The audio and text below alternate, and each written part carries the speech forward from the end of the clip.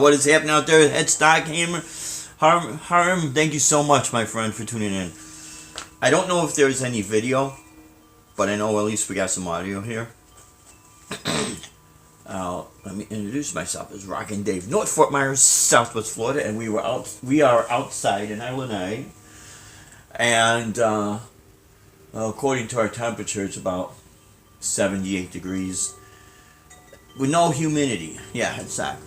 I think Robin tunes in between standard. Yeah. And E flats, yeah. Well, you know, I'm using my trusty Ibanez. And a lot of times, you know, when you get these Floyd systems set up, they will. Video is dark. Oh, so is there any video? Or is it completely just audio? If it's just audio, that's okay, because I don't know what's going on with Streamlabs.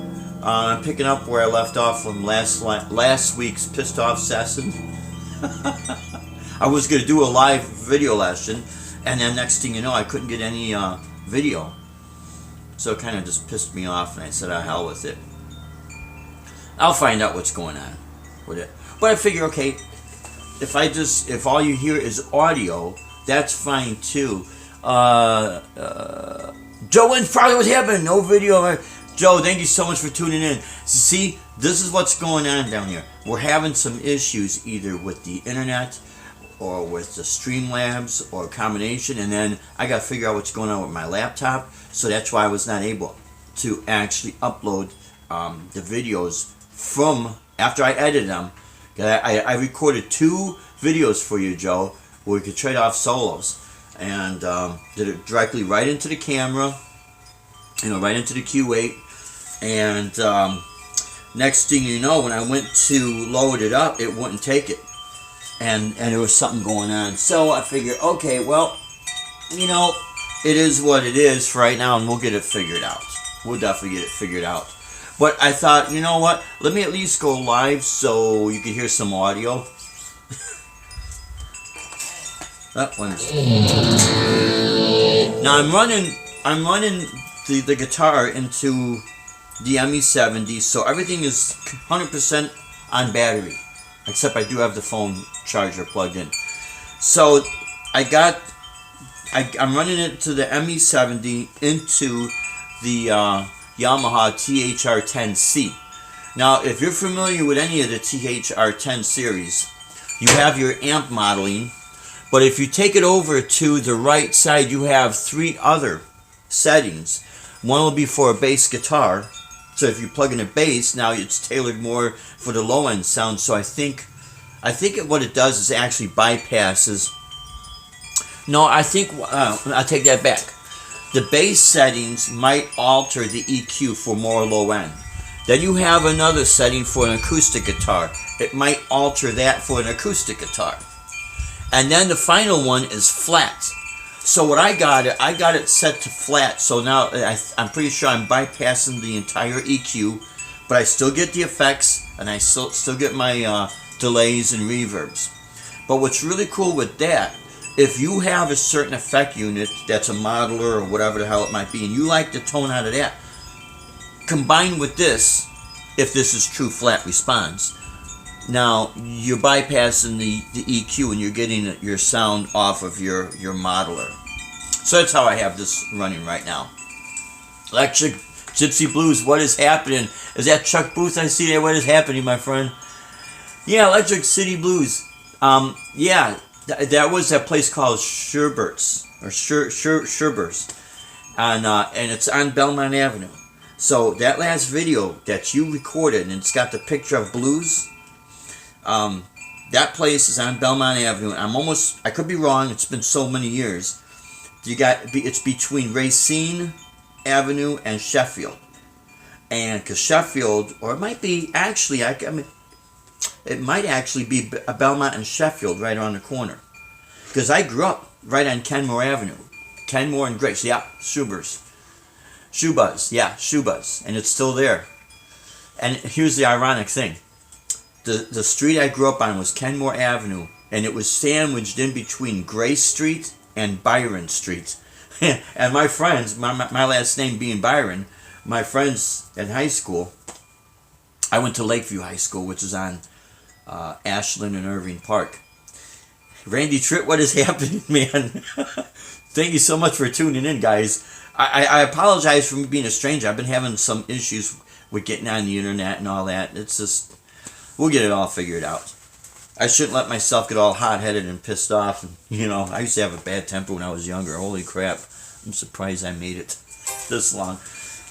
Yeah, when did we move? Okay, so from that area, I moved out to the suburbs of Chicago. God, I think that was in the mid-'80s, maybe toward the late 80s, if I remember correctly.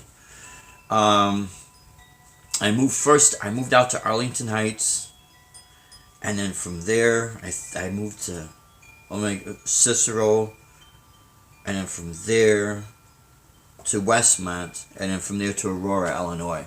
And Deb and I, that's where I met my wife, Deb, in Aurora. Actually, I met her at the Ozfest concert in 1998 up in Alpine Valley in Wisconsin. And then we just hit it off. And then got married, and we lived in Aurora, Naperville, which where we lived at was like borderlining Aurora, Naperville. And it was DuPage County. And we lived there, let's see, from 1998, 99, all the way to 2017. We relocated down here in Southwest Chicago. North Fort Myers, Southwest Florida. And July 28th, we arrived here, 2017, just in time for Hurricane Irma. Holy crap. Oh, you live a half hour from Alpine. Yeah, it's a great place. Okay, Reverb is across the street from CM. Yeah, Chicago Music Exchange. Now, you see, we did not... I know for a fact when I was going around that area, the music store I went to was called Chicago Music Company. And I do not think any of the affiliates from Chicago Music Company went on to open up Chicago Music Exchange. Chicago Music Company was on Lincoln Avenue, just like a half a block south of Addison. And right on the corner was a Dunkin' Donuts. And then Chicago Music Company was just like not in a strip mall, but it was right on Lincoln Avenue.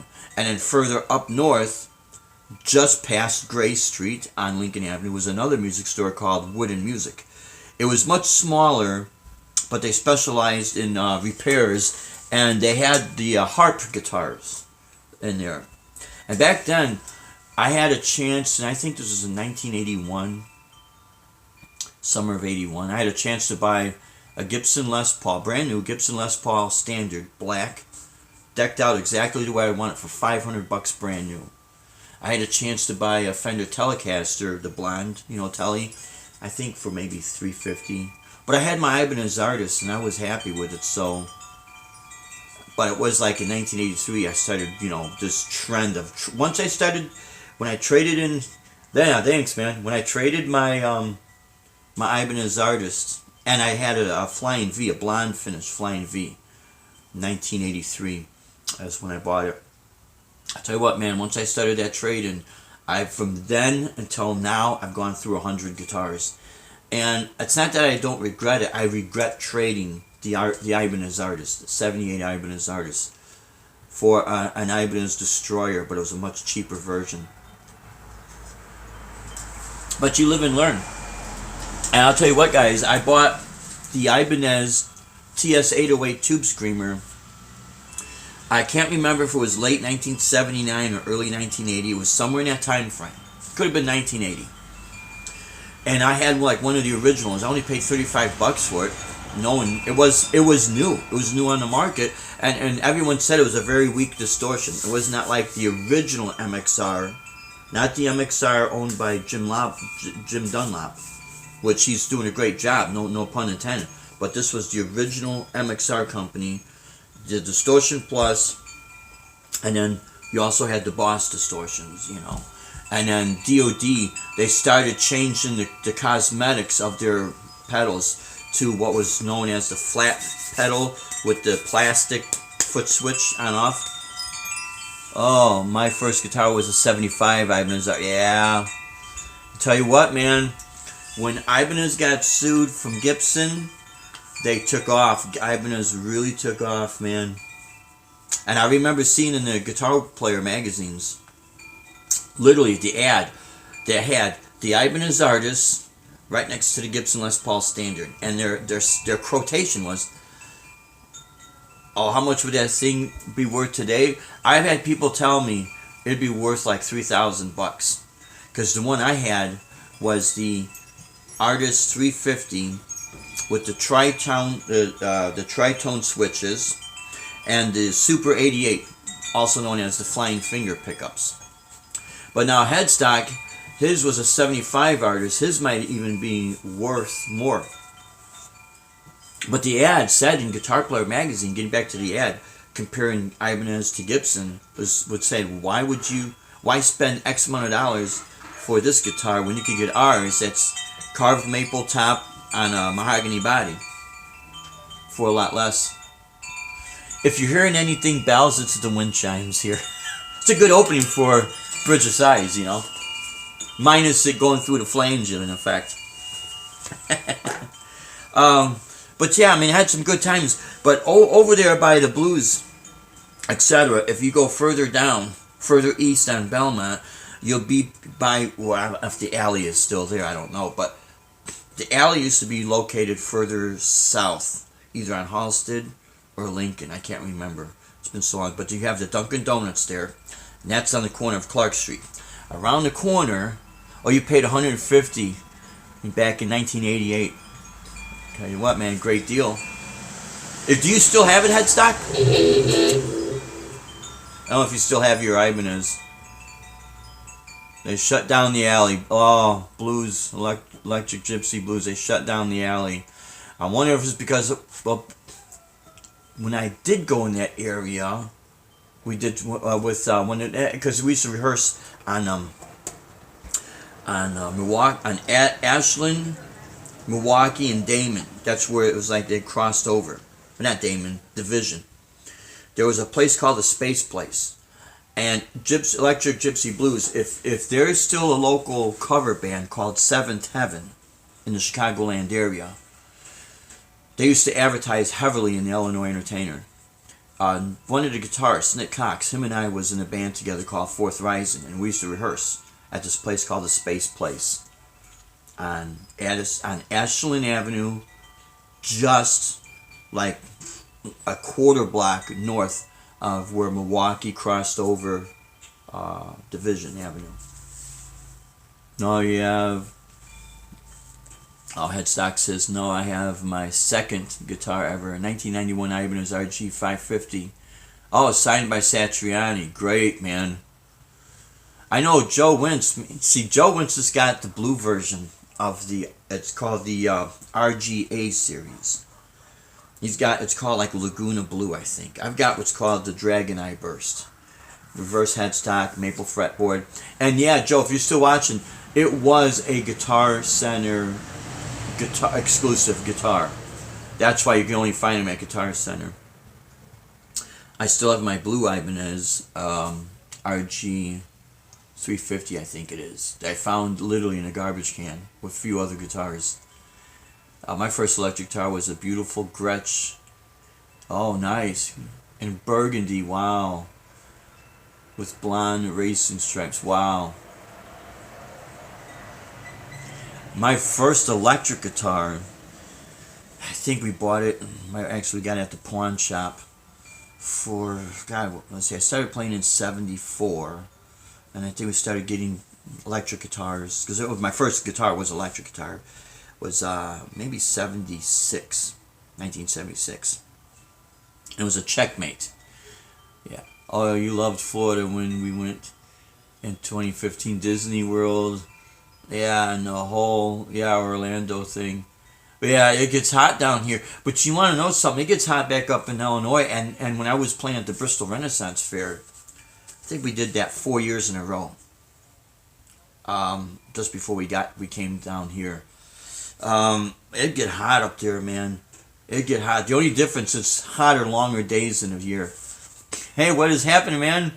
Yeah. Hey, Scott. What is happening? Thank you for tuning in. This is going to be an interesting... I'm going to leave this video chat up. You just turned 50... Oh, you just turned 56. When did you turn 56? Because I turned 56 this November. I don't feel it.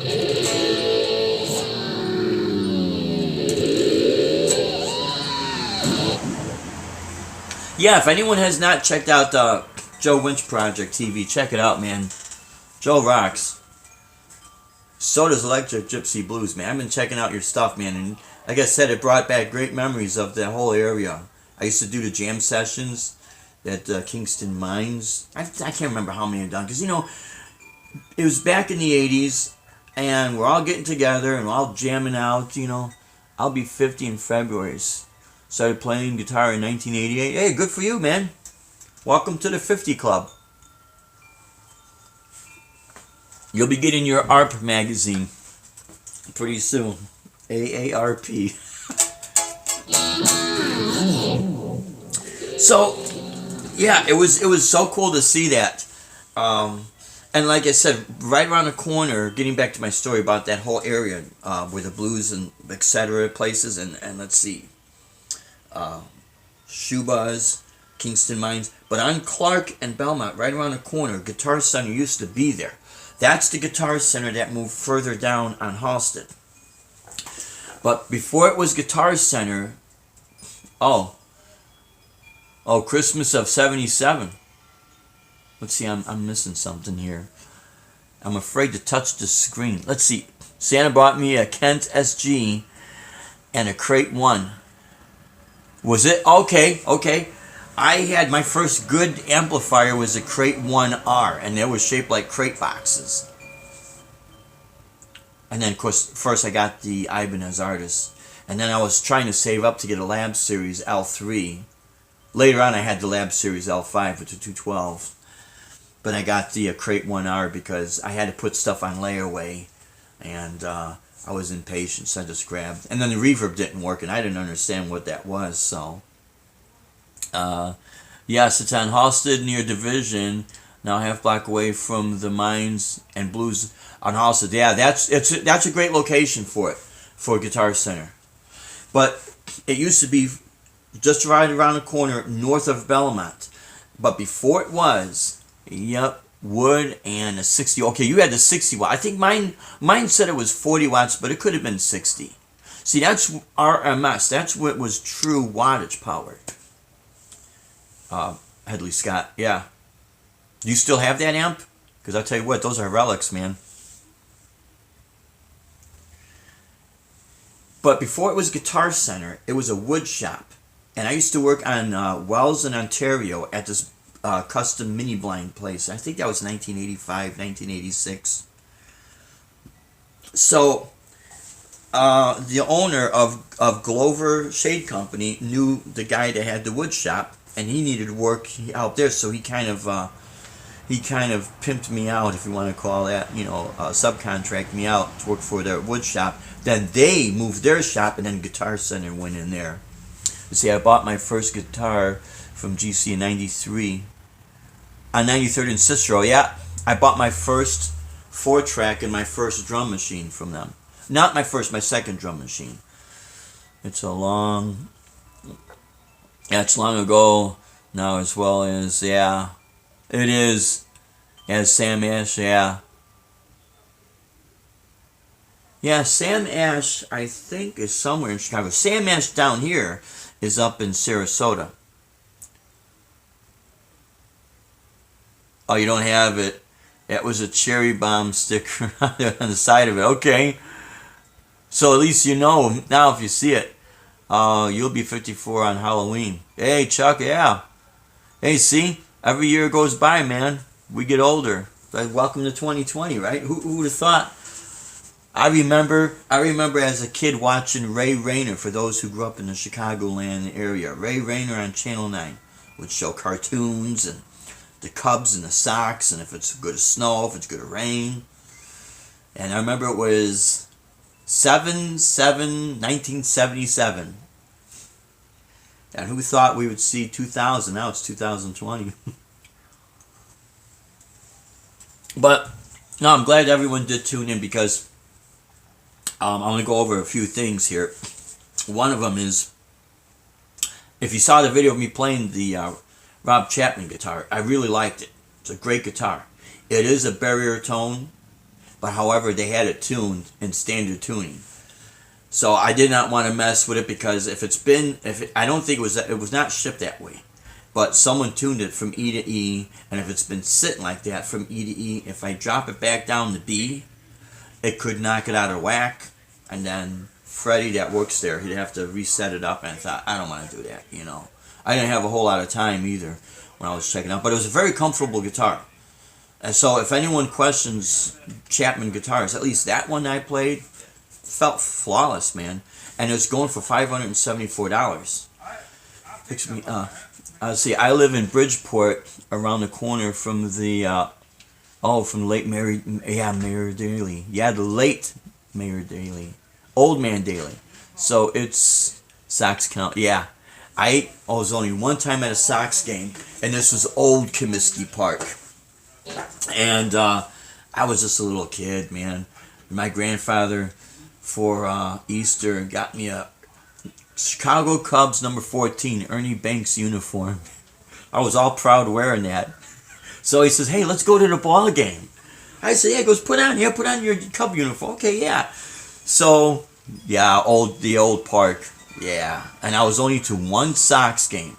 And that was at nighttime with the fireworks going off. And I'll tell you what, it was awesome. Obviously, they won because they blow the fireworks when they win.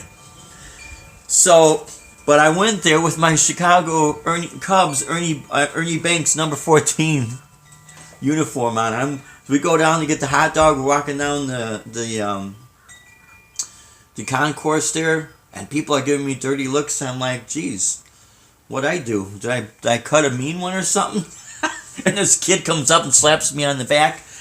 And I guess whoever was number 14 at that time, I don't even remember what year it was. That's how long it was. Hit a grand slam, and he thought that was me, because he was just a little kid himself.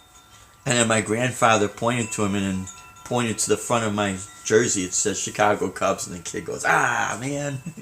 Walked away. But those are great times, man. Those are really great times. We used to go to Cubs Park, because I lived literally a block and a half north of Wrigley Field. So we'd go down, 7th inning stretch, they open up the gates, let everyone in for free. If you were 12 years and younger, and the aisle you sat in, if you pushed up all the seats in that aisle, you got a free pass for the next game. And we'd always, so the whole summer, we were getting free passes to the ball game. And literally, we would sit right by third base. So, I mean, it was totally different times, man. And then I worked there in 1983 with a gazillion hours of overtime, so I was able to buy stuff left and right, man. But yeah, it was really cool, really great times, man. Yeah, really, really great times. So last night we had our gig. I put up a video. I didn't put up the video. I recorded a tutorial video, and this is why I found out what's going on. If something's happening with my laptop, I could not upload it.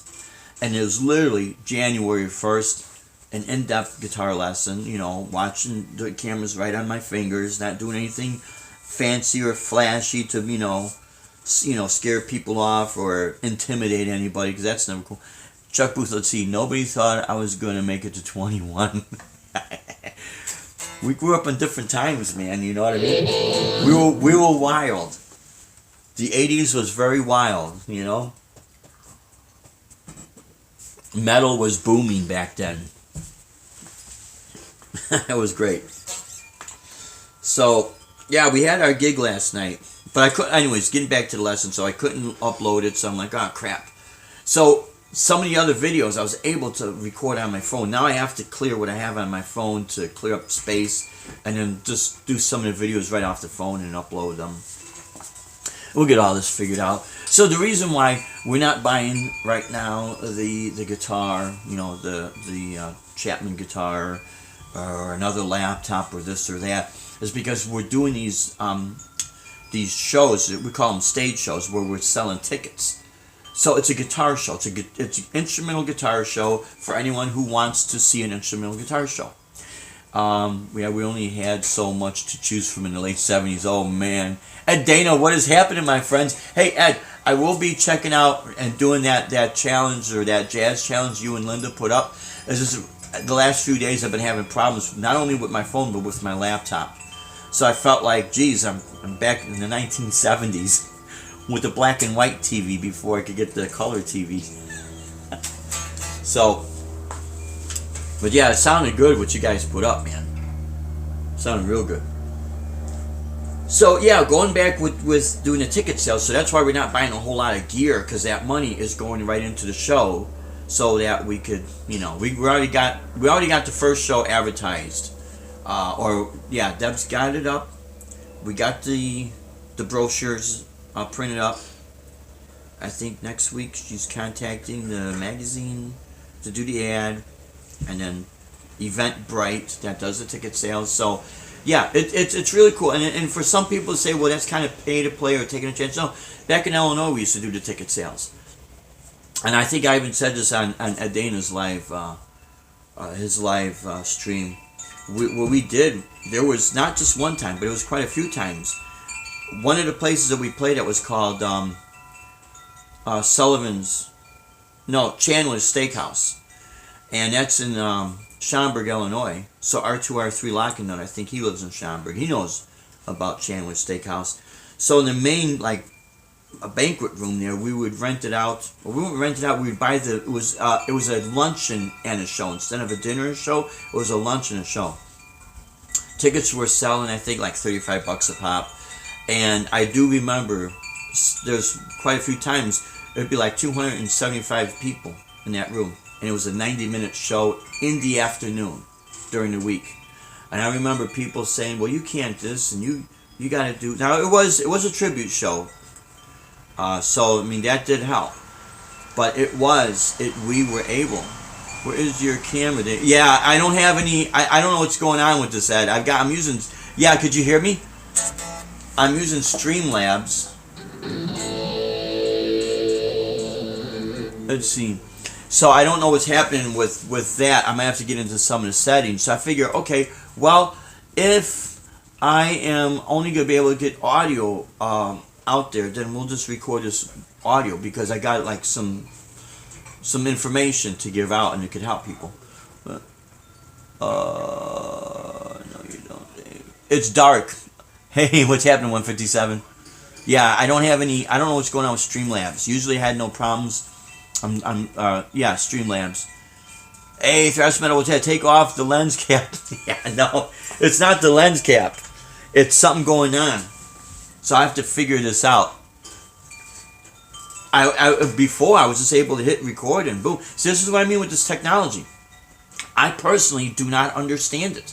I don't understand certain icons or whatever terminologies. I'm not a computer person.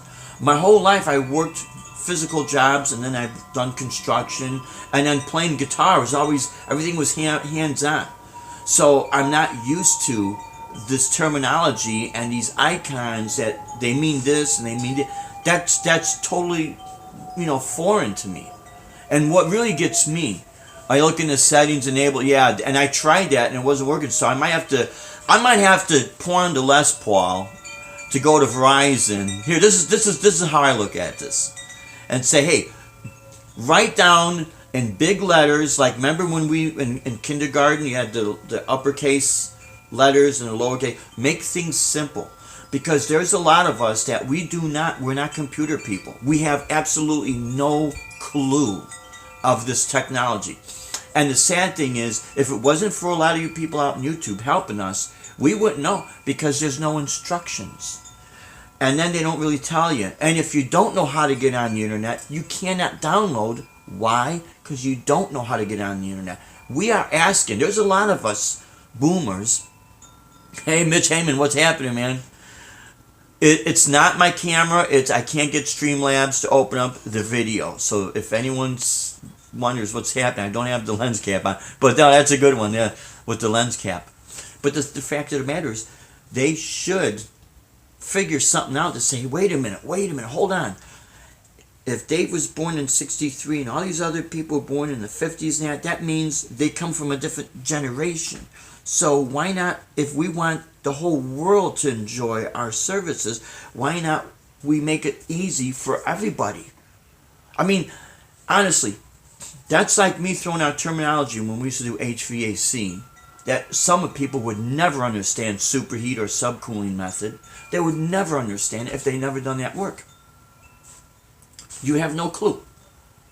And that wouldn't be fair. So this is my beef with all these companies that think that, well, everyone does it. No, everyone doesn't do it. And as a consumer, you know, they could say, well, you get left behind. No, I won't get left behind. You won't get my money.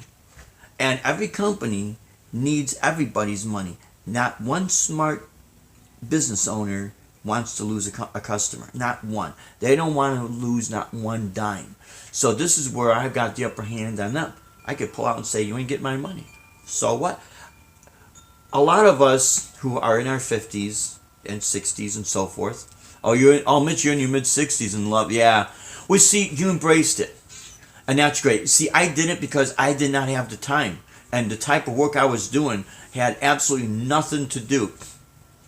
Yeah, it's a radio program, that's right. Yeah, 157 is, the Dave Byron radio program. You know, when I can get the chance, it's going to take me a lot longer than maybe a lot of people because everything I do is hands-on.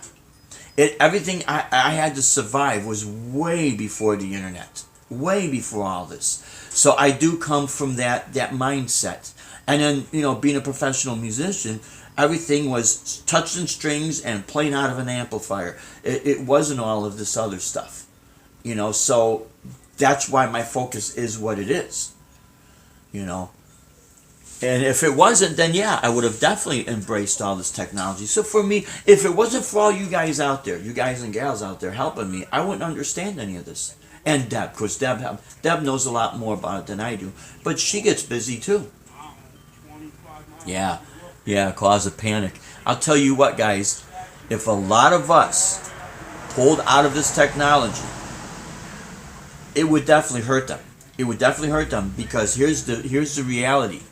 Us boomers, we're the ones that are working. We're the ones with money. There's a lot of millennials. There are a lot of millennials that, you know, God bless them, they're having a hard time finding jobs and that, and they have to survive. I totally get it. But if it wasn't for us, they'd lose a huge percentage of business. And then maybe that's what they need, a good kick in their ass to say, whoa, we forgot about the wrong people. Those are the people with the money. It's real simple. It's a real simple concept. Now, I do want to apologize. Last week, I hit the pissed off button, and yeah, I was pretty pissed off at Streamlabs, thinking that it was just it could be something that operator error, and I cannot blame Streamlabs. I think that, you know, I just saw a video today that was posted up about a day ago, and one of the representatives was saying about the new switch over and that, and okay, it's the Christmas holidays. I'm gonna give them a lot of benefit of the doubt because they are providing a free service, you know. So my neighbor's thinking, what the hell is this guy doing? He's talking to himself. He went batty, you know. Anyways, back to what I was saying with Streamlabs. So I don't want to, Yeah, into my sarcastic joke. No problem, because I'll have to read the chat later. Because see, on Streamlabs, there's other type that's going across the live chat. So if I miss something, yeah, I apologize about it. This whole thing started because YouTube changed their platform. And I'm not going to blame YouTube, because if you got some pervert and some whack job that wants to do bad things, they gotta protect themselves. I understand. Hopefully YouTube is going to start looking at people who've been on YouTube since almost day one.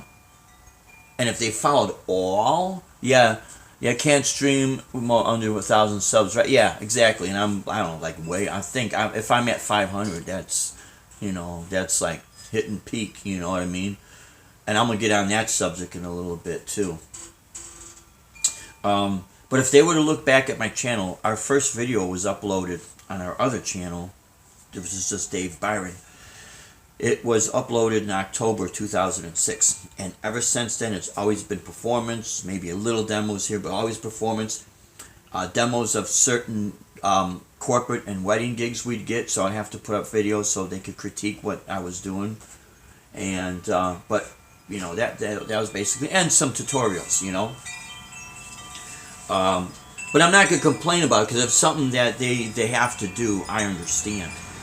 But that's what started this. So when I found out about Streamlabs, it was working fine, and now that's having issues. But maybe it's something with Streamlabs that they're going through problems too. So I don't want to just, so if anyone from Streamlabs, if you watch the video, I was pissed off at you guys, but I apologize, because I gotta, before I start, hitting the panic button and misjudging things, I gotta also understand as well, So, that being said, that's why I'm having this issue here. Now, getting back with the subs, how many subscribers you have? I appreciate all you guys. You're more than my subscribers. You're my friends. Yeah, my laptop, but see, my laptop is having some issues. Yeah. I don't know what's going on. I know I'm going to have to upgrade my laptop, but we're not right now going to buy anything yet, because we have our money tied up with our stage shows. And for me, I love YouTube. It's a great thing. Dave, are you using your phone now? I'm using my phone, Mitch. Yeah, I'm using my phone. And I have an Android. It's LG through Verizon. And what's happened, Mitch, with my laptop, I think it started to fry out, because I couldn't even upload any videos. I recorded some videos, some tutorial videos, and some guitar jam session videos for Joe Winchell. Really, I wanted to send it to Joe because he just got his Ibanez, and we were going to do a side-by-side jam with his blue Ibanez and my sunburst Ibanez. But I couldn't get the videos to upload, and then some weird stuff was starting to go on with my laptop. And because I don't understand this technology, I'm used to a top-load VHS with the wire remote. Not wireless. I mean, I know the wireless now, but I'm analog. I'm used to buttons. I'm used to switches. I'm used to things. As soon as you hit it, it'll click, but it works. A lot of this stuff is just, Michael B., what's happening, man? Happy New Year, man, and Merry Christmas to all you guys. But see, like Mitch and Michael B. and a lot of you guys, you're very computer savvy. I'm not, because that was never my source of income. So I always had to focus on what was making me money. So that's why I never really got into the computer. Because for me, when I was done working, come home and it's the guitar. The guitar, I don't have to USB port or anything. I mean, I know you can now, but it's everything was hands-on. And that's why I wish this technology would embrace that concept. And I think maybe it's because it's still in its infant stages. And I think that's what's going on. It's never going to go away. It's only going to advance. But what I hope for 2020, it advances to the point where, the average person could you imagine that, like, for instance, the average person that they'll be able to learn this. Could you imagine if someone was in prison for, let's say, 50 years. Let's say they committed a crime in their teens, and they're just coming out. Now, minus programs in prison. But if they couldn't have any programs in prison to help them with this. Could you imagine them getting out now? They wouldn't know what to do. They would not know what to do because everything has changed so drastically.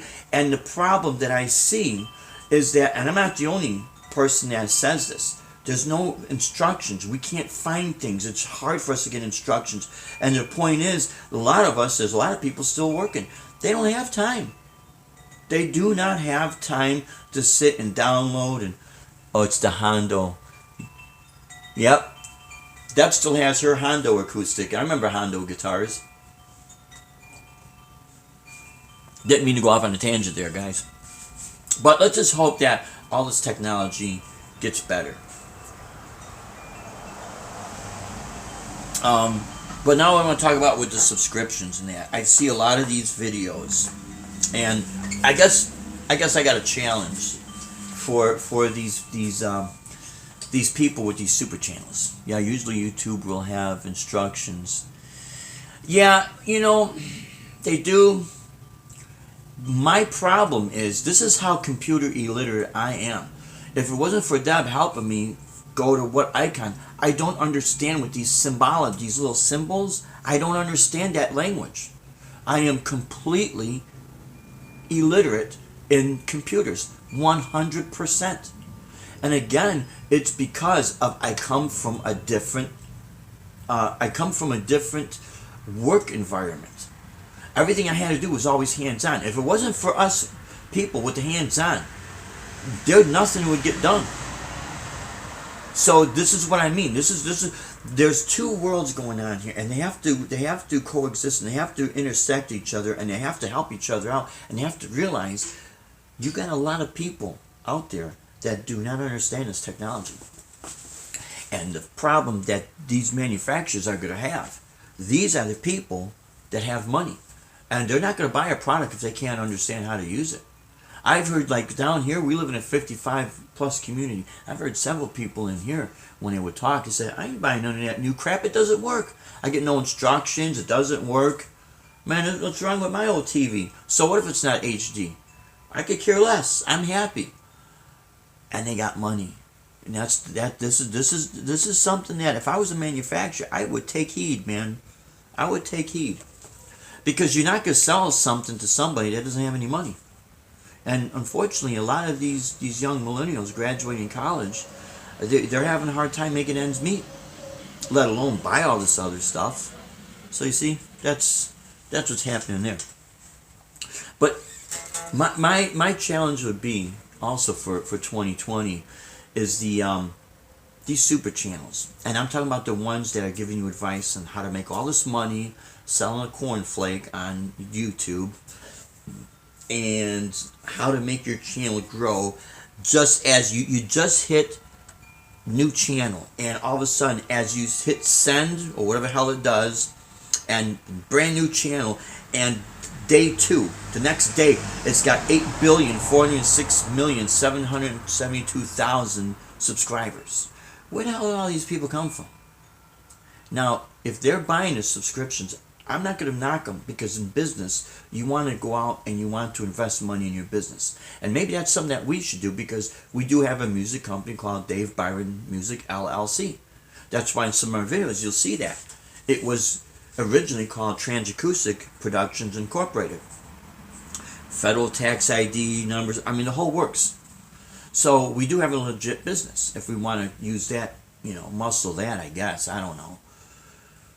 But we like to grow things organically, And I guess what I'm trying to say for these people that are giving all this advice on how to make their channels grow, my advice to them, there was actually a guy that says, oh, well, it shouldn't take you this many years and that many years. And okay, first of all, what is your subject?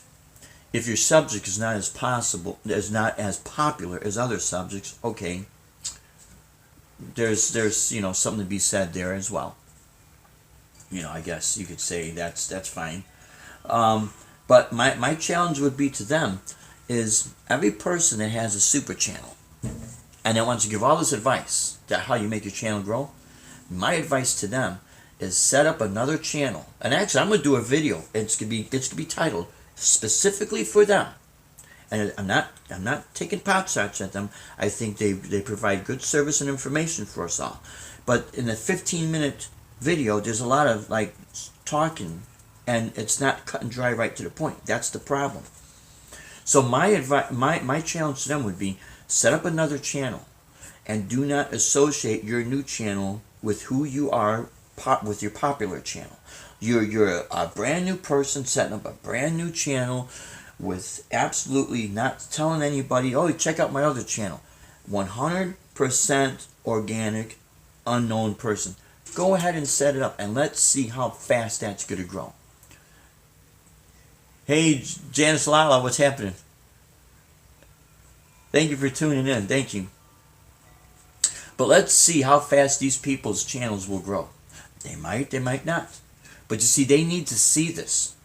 They need to see exactly why there's so many people that they might complain about their channels.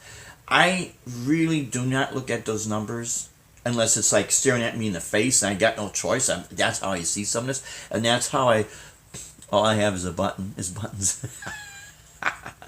Yeah, you know, Janice, you're not, I don't have my lens cap on. Joking. That's a joke. Yeah, Headley Scott, I'm too. I'm disgusted with all the blah, blah, blah. And maybe that's what I'm doing right now, but I figure I'm going to touch on some subjects that really need to be addressed, because there's so much of this going on. There's so much of this advice.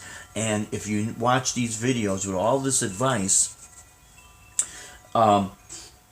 like for this subject, having your channels grow, now, maybe they're all buying the same cameras and the same lighting and things of that nature, and that's fine. But like, I know Mitch Heyman, he's good in computers, same way like with Michael B. And Mitch Heyman's got some great content. And Mitch has done, he's done a lot of research with OBS and this and that, and so is Joe Wentz, the Joe Wentz Project. And you guys are spending some money, but when you look at these other people, these videos that these people are putting up, that just to give people advice and to make their channels grow, doesn't it look like it's a $20,000 camera? I mean, take a really good look at what they're using. Maybe they are using just, consumer products, a little bit higher end. But it almost looks, I question the legitimacy of it all. I guess that's what I'm saying. Yeah, Joe's expert Streamlabs. Yeah, I mean, we need to talk with Joe about, because again, there's no video. It's only audio. And I figure, okay, well, with this video, I'll just do. All it really is information. So you don't need to see what I look like, or I'm in my lanai. You can see other videos of me sitting in my lanai. It's more of the information that I wanted to, put on for today's live stream. But again, with these people with their super channels, I really challenge them to start another channel 100% organically. Do not send people to your previous channel. Do it like 100%. Do not use your name. Use a different name. It's a new channel. Whatever, and let's see how fast that really grows. And then they're going to really see what everyone talks about. And I think they need to see that. And I'm not saying anything bad about them, but they need to see it so they understand. That's basically what I'm saying. And I know there's a lot of people that they want their channels to grow. Yeah, but I like to see my channel grow. Yeah, but see, first and foremost, I'm a live performer. So I'd rather see more gigs than the channel to explode, because if the channel explodes but I'm not making any money, well, I can't sit all day and just not make money and burn through our savings. That doesn't make any sense. Dave, I'm going to download Streamlabs on my phone and see if I could figure it out. Mitch Heyman, thank you so much. And maybe that's what I need. I do know there was a video that was put up a day ago announcing some of the changes. So maybe that's what I need to do. Are you on dial-up? No. Yeah, but I know, right? It would be funny if I'm on dial-up. But no, actually, we're not on dial-up. Not that I know of. You see, I don't even understand some of this stuff. You know what I mean? All I could tell you, so an unknown channel to start fresh. Exactly, Headley Scott. Let's see these people start an unknown channel fresh. Grow it 100% organically. And then they're going to understand how hard it could be. Now, unless these people do work for Google or they work for YouTube, that's fine. But at least be honest about it. Don't con people, because I'll tell you what, I really question the legitimacy of this. And I see all this advice about making money off of YouTube, and you could sit and you could do this. I'll tell you what you can make money from, for a fact, is if you do an independent contractor, a carrier service. Now, I'm not going to say you're going to make a gazillion dollars. I'm going to say you can make money that you know you will be able to collect money. Because a lot of people are doing this. You buy whether it's a cargo van or SUV or even your car. My point is, there's so many people that are ordering off of, let's say, Amazon or Craigslist or whatever. They're ordering offline, but their product has to be shipped. The product is not going to magically come through your smartphone screen or your iPad. It has to be shipped from point A to point B. Now there you can make money, because the first time a friend of mine told me about this, it was in the late 1990s, just before that crash. The internet boom crash. And he's bragging up a storm about making money and all these people are making millions. And I told him, I says, listen, that sounds great. You're getting all this product. But where is this product sitting? It's got to sit in a room somewhere, and then it's got to be sent from point A to point B. This is common sense. Otherwise, all you're doing is ordering a picture and just looking at it. Anyone could do that. I ordered some roller skates. Yeah, I would too. I do it all old school. What the hell, right? But now, see, there I know for a fact you can make money. But when I see these videos, these people are talking about all these things. Now, granted, there's some legitimacy in what some of the things they say. Okay?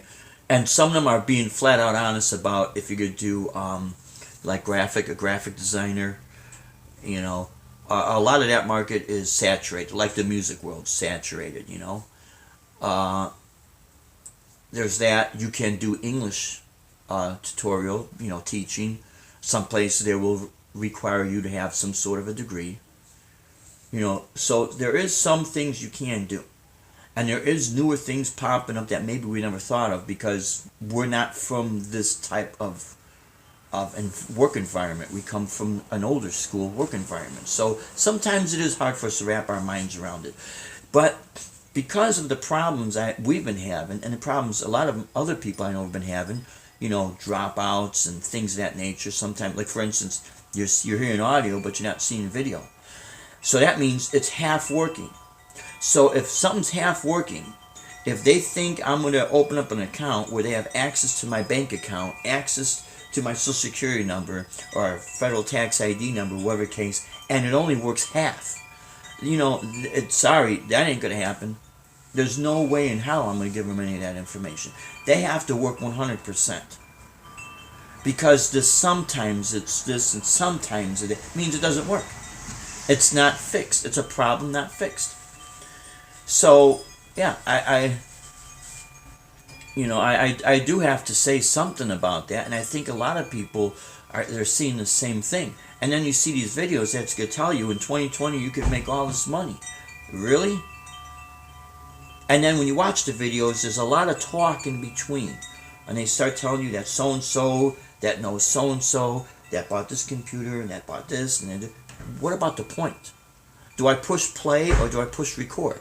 Or do I push stop? What do I do? See, that's real instructions, where someone is going to take the time and not have all these talking points, but get right to the point.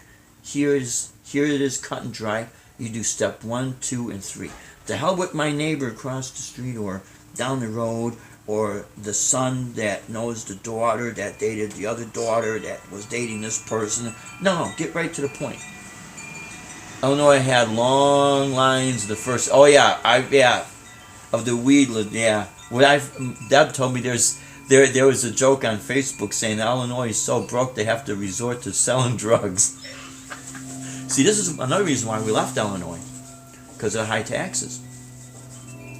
Now, be very careful with this recreational weed, because if anyone has a CDL license or any type of job, but I'm gonna tell you with your CDL license. I know Joe Wentz has got a lot of years with CDL. He knows way more than me, than myself.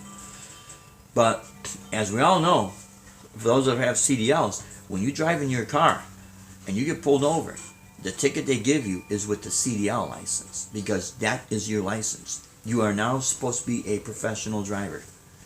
Yeah, West Texas would go their heads out. Yeah, pull their heads out of their asses. Yeah, Rocker Pat, what is happening? Okay, so we're having more issues. Cannabis isn't a drug. Drugs are made from synthetics. Well, yeah, you know what? You are right. Thrash metal, you are definitely right. It is a plant that grows. You are 100% right. But the feds call it drugs. And this is the problem. Yeah, when we were in Colorado, just before we came down here, one of our last road shows was up in Estes Park, Colorado. And our friends live in Littleton, Colorado. And we went to the weed stores, and yeah, it was cool seeing all the buds, you know, and the candy jars, but it's all buds. And the guys tell me, oh, you want to try this? You want to try this? I says, no, I can't. I told him I can't because I have a CDL license. Oh, yeah, but this. And then he said, no, I understand. Because, you see, this is one thing that you got to remember. The states can approve it. But if the feds want to muscle their way in and bust you and shut everybody down, they could do that. Yeah, 157 CDL license, CDLs. I'll tell you what, for any musician, it's a good backup system to have, because you're gonna drive to your gigs anyway, so you might as well get a driving job. Yeah, commercial driver's license. Yeah, commercial driving license. Now down here in Florida, I know for a fact, for driving a school bus, if you have one DUI, you'll never be able to drive down here. Never.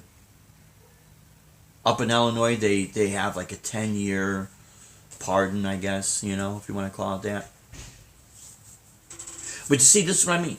Now, getting back to driving jobs and things of that nature, I trust something that I know will definitely work rather than online stuff. Because I right now, it's going to take a long time for any of these internet companies to convince me that their technology is 100% working.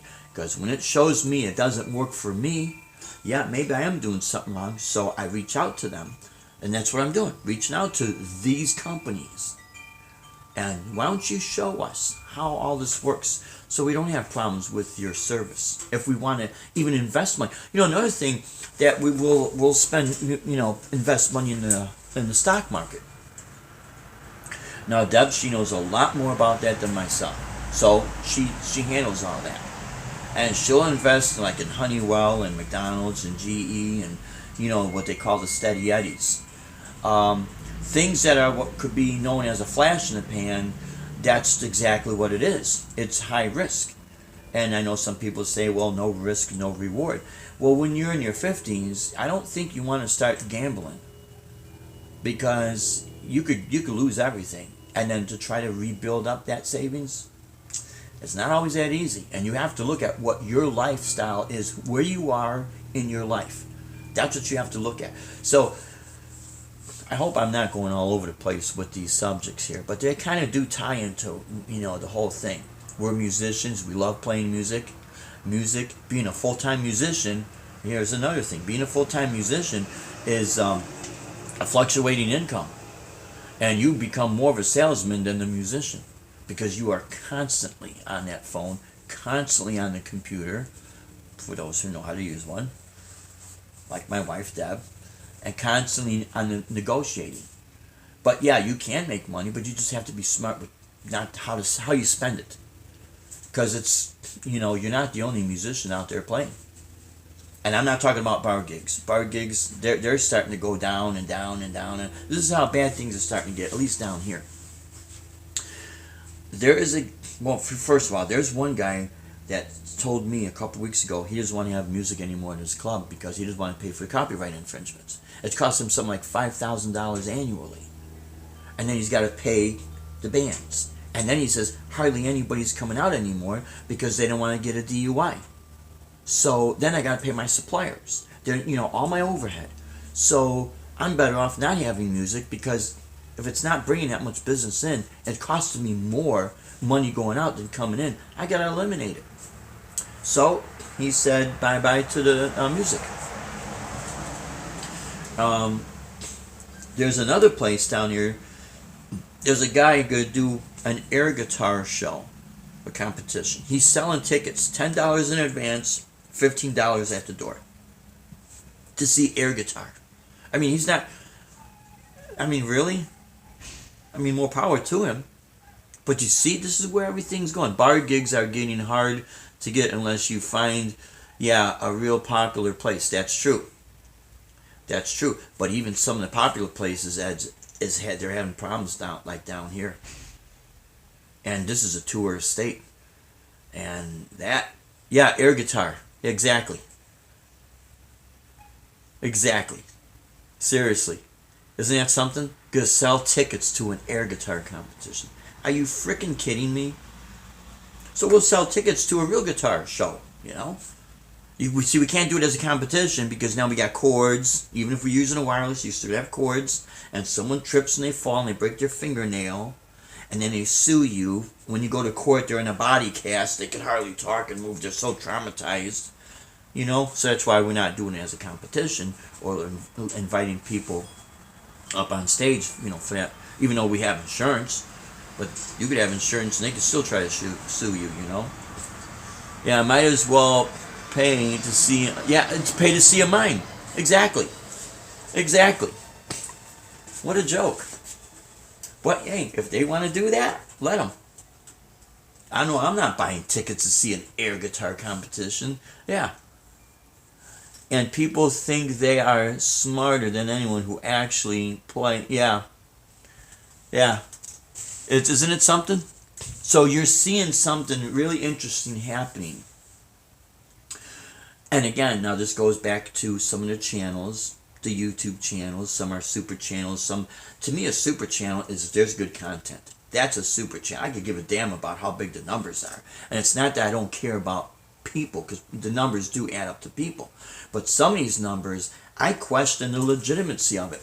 Because don't you find it strange? Someone could have over 1 million subscribers, and every time they go live, you're seeing the same maybe 90 people in the chat.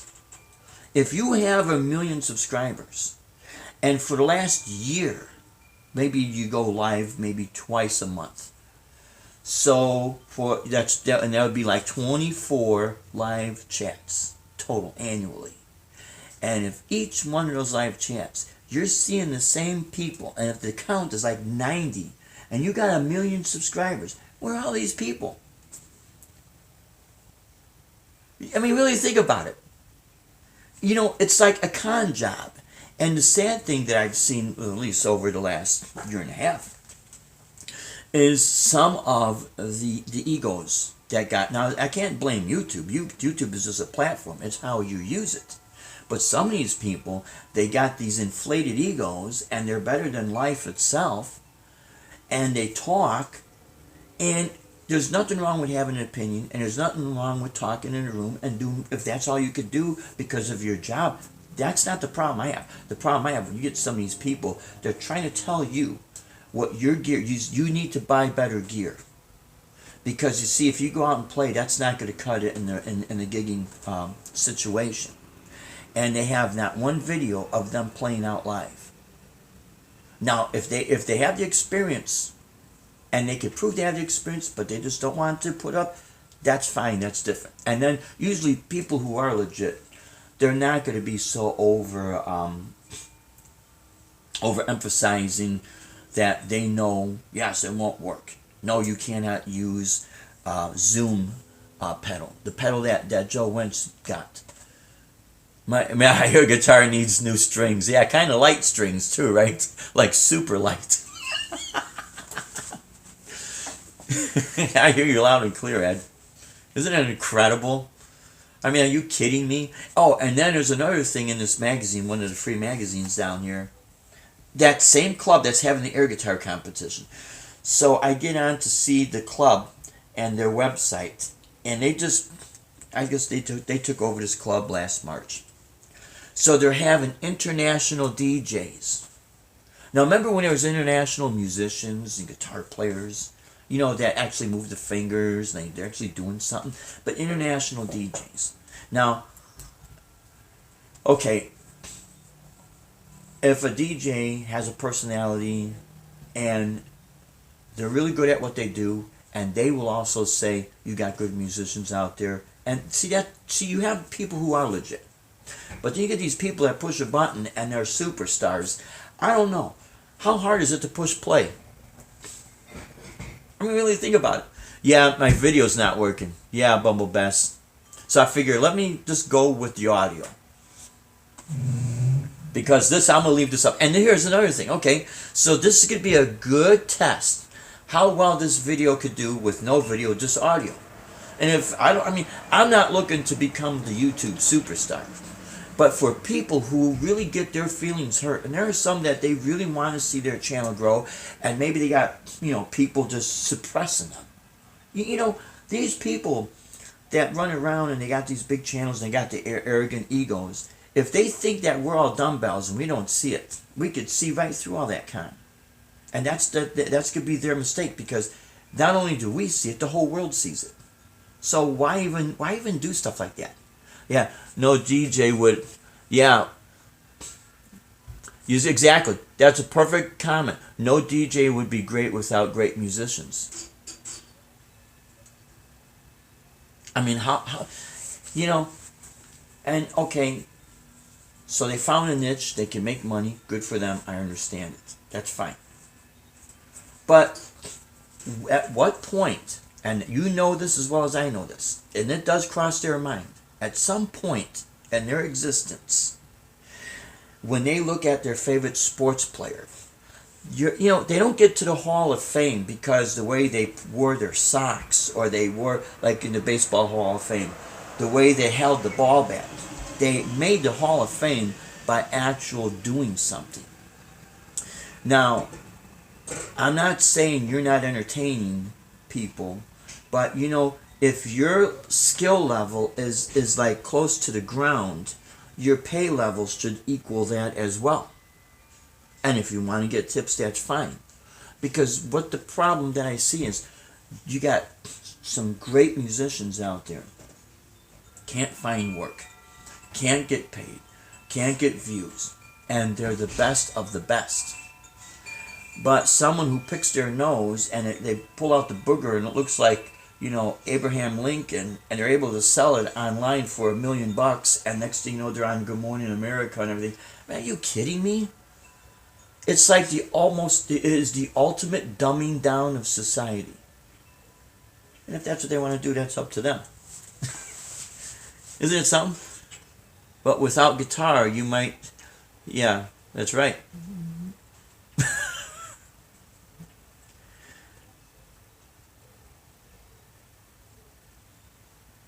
Yeah, no, it is definitely the video.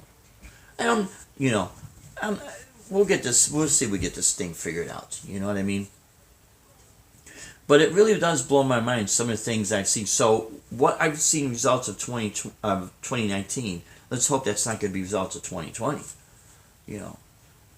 But for people out there who have smaller channels, never let any of that discourage you, because if your content is good, and your content is good, and you feel good about everything you're doing, and everything you're saying has got legitimacy, there's going to come a time with the era of stupidity is going to get looked upon as just that. There is going to come a time where people are going to look back and like, this guy, what the hell are you doing? Getting rewards for pushing a button? This is what I mean. Yeah, here in Chicago, they have better musicians playing on the street and the subway than, yes. Like when you go downtown Chicago, Clark and Division, and there's a connection that goes to the other side. It's been so long, so that I had to ride the CTAL. But I used to see the musicians down there. They'd say they couldn't get gigs. There was a time, guys, when we would do, like a 45-minute set, when some of like the local rock clubs, and then within that 45 minutes, we might do 2 or 3 covers. The rest was all original. People would go out, they wanted to see the bands, you know. We used to have a very strong jazz scene, and there was even more blues clubs downtown Chicago. We used to have a place called the Jazz Bulls. And it was on Lincoln Park West, and it was actually like in a basement setting. It was 365 days of live jazz fusion. I think the Green Mill is still open. That's a jazz club up on I think it's Broadway and Lawrence, just like a half block north of Lawrence, or maybe right on the corner there. Back then we had the Riviera Theater. They used to show movies. We used to go there to watch movies. And then the Uptown used to have movies. And then across the street by the bank there, and just by the L train, was the Aragon Ballroom. I think the ballroom is still open. Al Capone's old place. Yep. You know, we used to have so many places to play at. It was incredible. But see, it was a different time.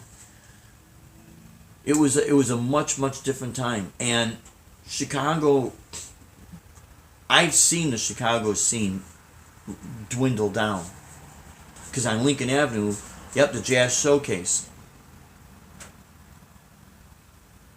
Yep. We have okay, it's still open, that's good. Because at one point I thought it closed. Now, there's Rosa's Blues Club on Armitage Avenue. And I remember when she first opened up. And this was, I want to say the mid-1980s, mid to maybe closer to late 1980s. And I forget the Slack Band. It was called the Slack Band. I forget the guy's name now. Shit. Can't remember. But she was going strong, and then she got shut down. And then thank God later on she was able to open up. And then, you know, Buddy Guy's Legends. I've never been to the old one. Deb has. I know, yeah, Melvin Taylor. That's right. Still open. Yeah, Melvin Taylor in the Slack Band. Yeah, thanks. Electric Gypsy Blues. That's right. Back then we had Melvin Taylor in the Slack Band. Little Edna Blues Imperials. Eddie the Chief Clearwater. Sun Seals Blues Band. We had Lefty Diz, the Kinsey Report. Deb used to run sound for the Kinsey Report. Lonnie Brooks. Deb ran sound for Lonnie Brooks. I know we got Ronnie Baker Brooks. We did a show with him quite a few years back. Big Twist and the Mellow Fellows. Joanne Connor. Thank God Joanne Connor's still out there playing. What was the other name? It was the name of Julie something, if I remember. She was more of a jazz singer. And then we had, for the jazz clubs, we used to see, there was a guy named Galib Galab. He was a keyboard player. Now he's out in Vegas. His drummer was called Jerry Pickett. And Jerry Pickett, he was a great jazz fusion drummer. Later on, he went off and got his own band called Insight. You know? Yeah, Lori Bell. Yeah, Lori Bell's another one, yep. Oh, there's so many. Oh, Jan Salala, you take care now. Thank you for tuning in. Really appreciate it. And there's a lot of newer people that's starting to pop up. I know there was a blues band called Cruise Machine. Bob and Dia, husband and wife, had a great blues band. Because we used to do shows with them at Motorcycle Sunday for the Warehouse Church in Aurora, Illinois. Randy Schoaf would host it, and then you had Gary. He had his band. You had Dave Miller with his band. They were both the pastors there, and so I mean it was great. There was some great times. They had the Thirsty Whale we used to go to, but there was a time where the Chicagoland area, man, it was explosive with live entertainment. It was great. And then, like I said, what I was going to say, down Lincoln Avenue, we had a lot of the folk clubs.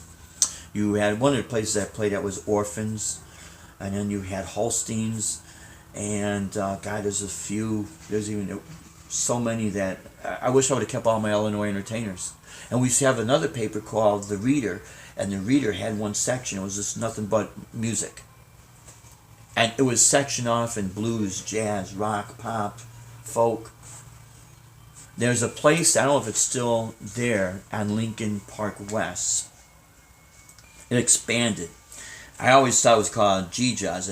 I guess it's pronounced Gayhas. But what it was all classical guitar, 7 days a week. You know, yeah, the reader. The reader is still around, huh? It's good to see the Chicagoland still thriving. You know, I know there's bumps in the roads. We used to go to the Blues Fest. That's where I saw Stevie Ray Vaughan for free. I think that was at 1983 Blues Fest or something like that. And then went to the 85 Jazz Fest. You know, and Grant Park. Before it was Millennial. We didn't have Millennial Park. You know, it was 30 some years ago. But yeah, those were great times. Yeah, they moved it from Grant Park. Okay. And I know they still have the Chicago Blues Fest. You can't. Chicago blues will never go away, man. Never go away. No. And I'm glad people like Buddy Guy who have thrived and become a superstar that he really deserves to be, because all the people he influenced, you know, and a lot of the great blues musicians that just got ripped off, man. I mean, they got ripped off so bad it's pathetic, you know.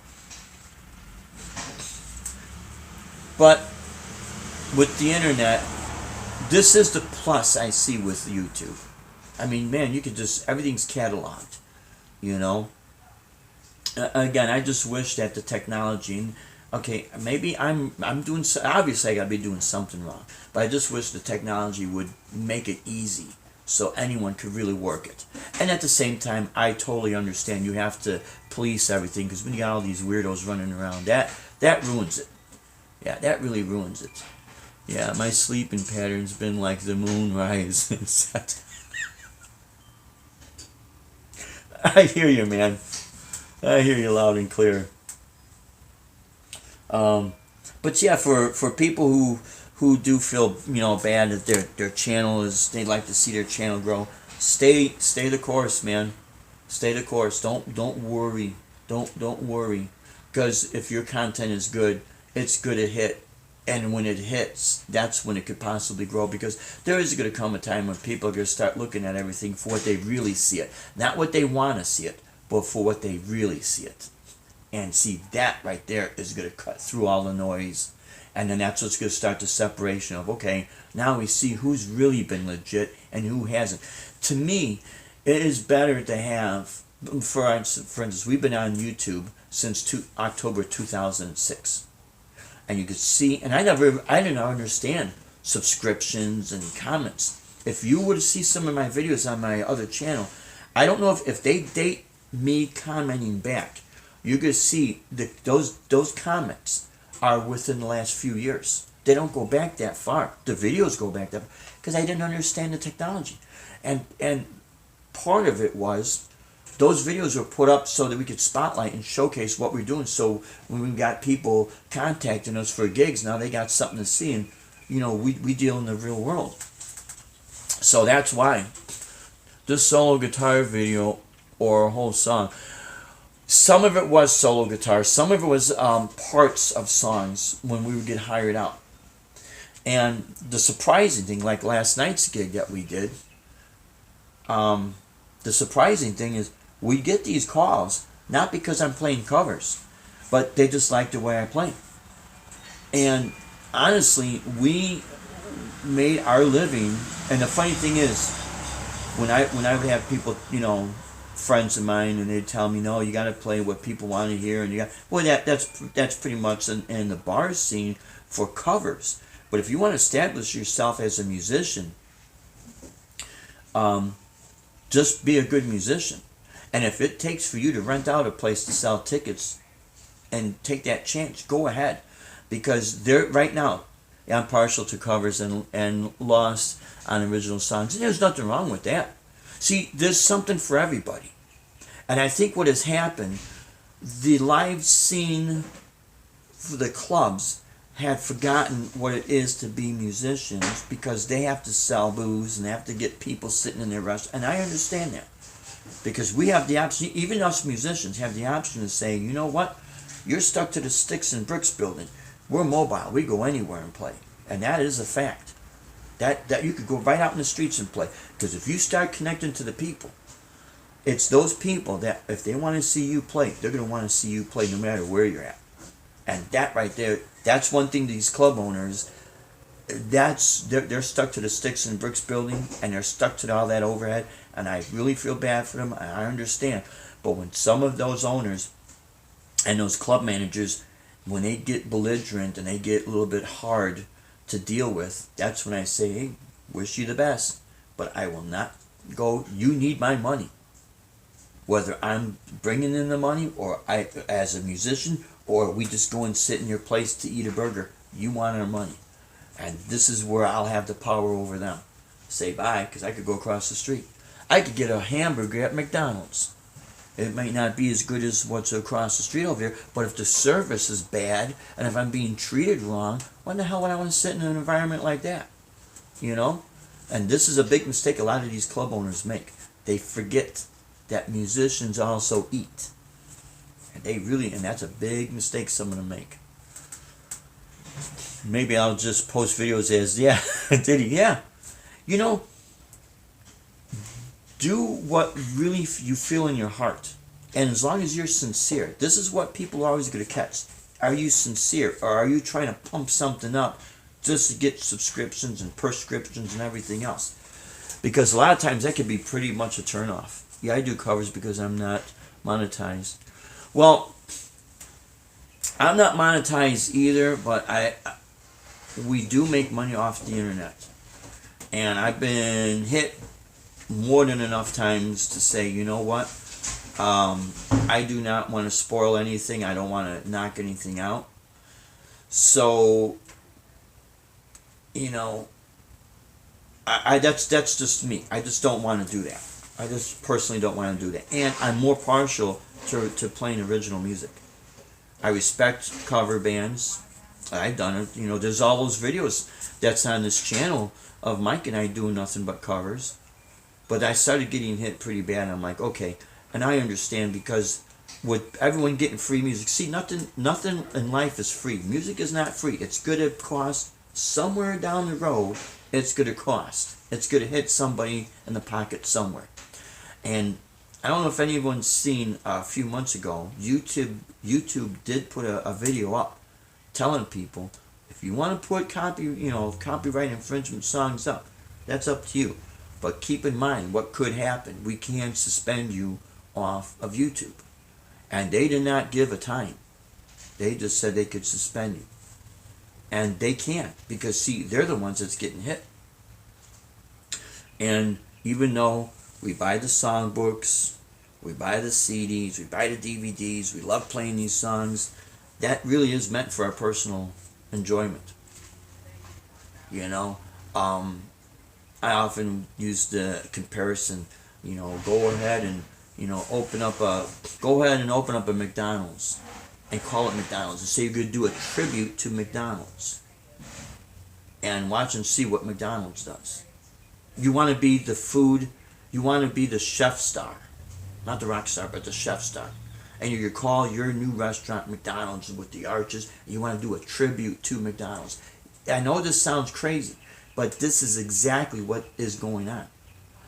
Because I remember we saw one time on the financials, Al DiMeola was a guest on Squawk Box on CNBC a few years back. Now, he was saying basically, we're losing money. And a lot of people have lost money, so they got more money than us with their attorneys and BMI and everyone else. They could come out. It's at a point where this club owner said what they do, BMI and ASCAP and these other organizations, they send people out, they take videos, they're buying the food, they're buying the drinks, they're having a great time, and they're videotaping.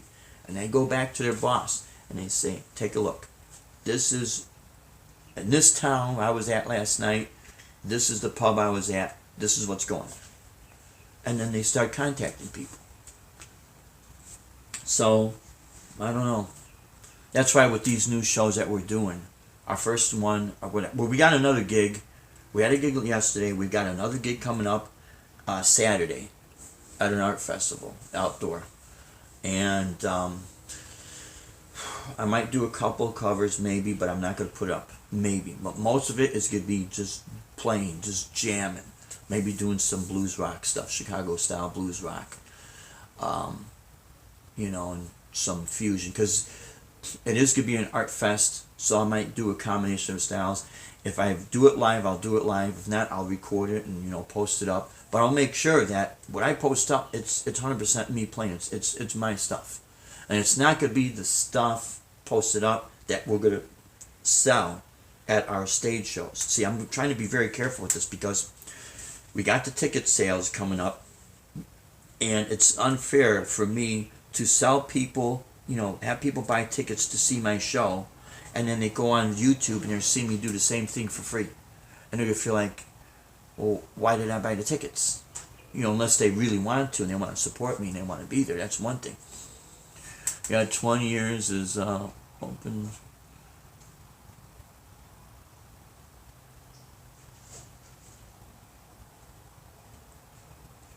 Yeah, that's true. Yeah, Rocker Pat.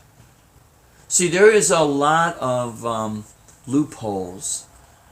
But you see, the problem with us is that they know that we've been for profit. Because with Transacoustic Productions Incorporated, we have a federal tax ID number. So they know we're out there making money.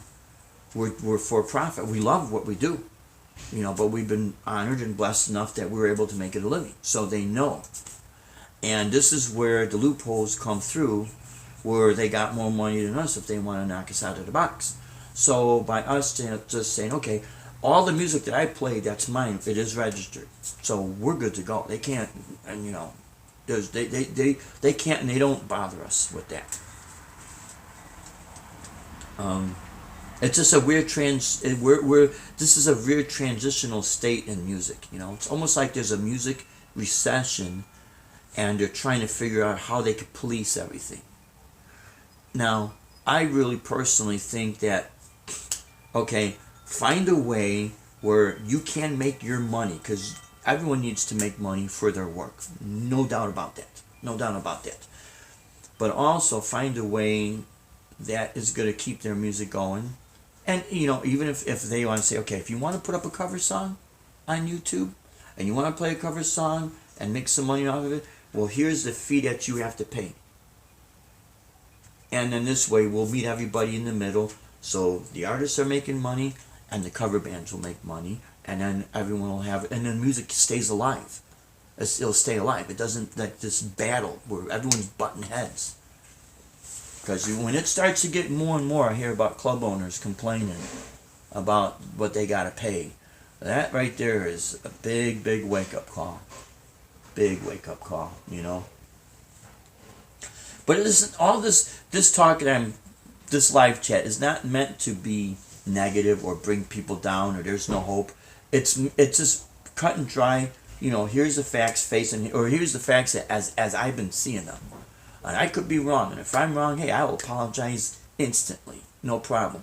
But this is what I've been up against. This is what we've seen. This is what we've experienced. And maybe it won't happen to anybody out there.